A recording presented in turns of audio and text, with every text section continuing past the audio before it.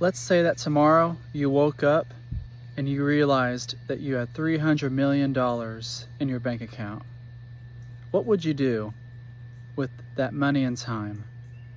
Most people would say travel. They would quit their jobs and go travel around the world. But what are you going to do after that? Just imagine you actually going on your adventures. You're going to choose where you want to go, right?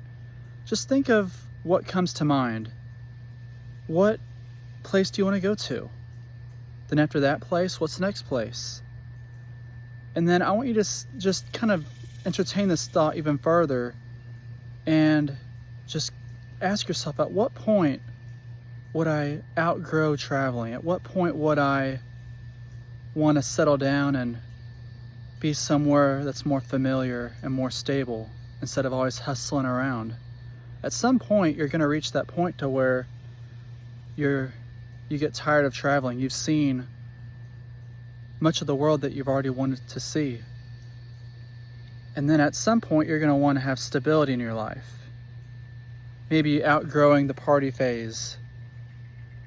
You might want to have a house. Where do you want to move to? Where do you want to live? Let your mind be free of its limits. Just dream here.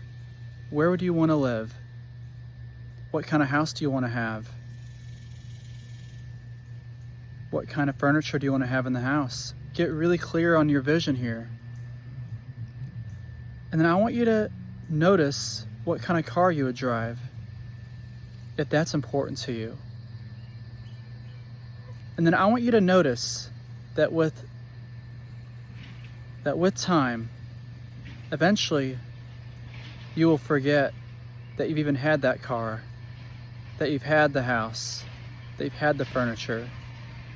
Eventually you're going to reach a point to where no amount of money can allow you to escape yourself.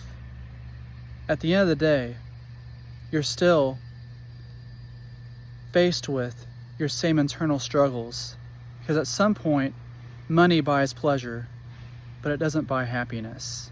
And you know that. No amount of travel can escape your problems. You can never escape yourself. You can only avoid it temporarily.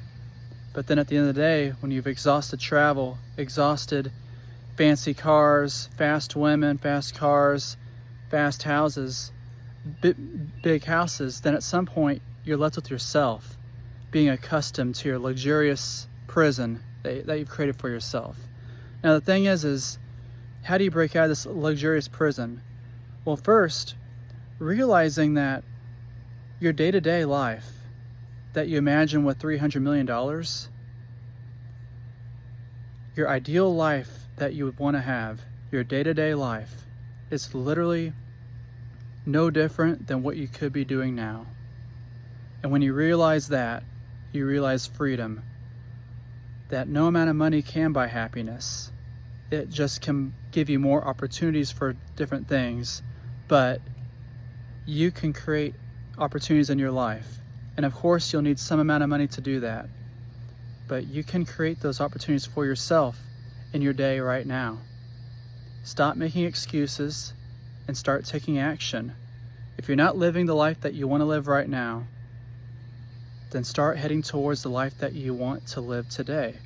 But don't make the excuse and don't get sucked into the fantasy of thinking that being wealthy and rich, having fame and status is gonna add any meaning to your life.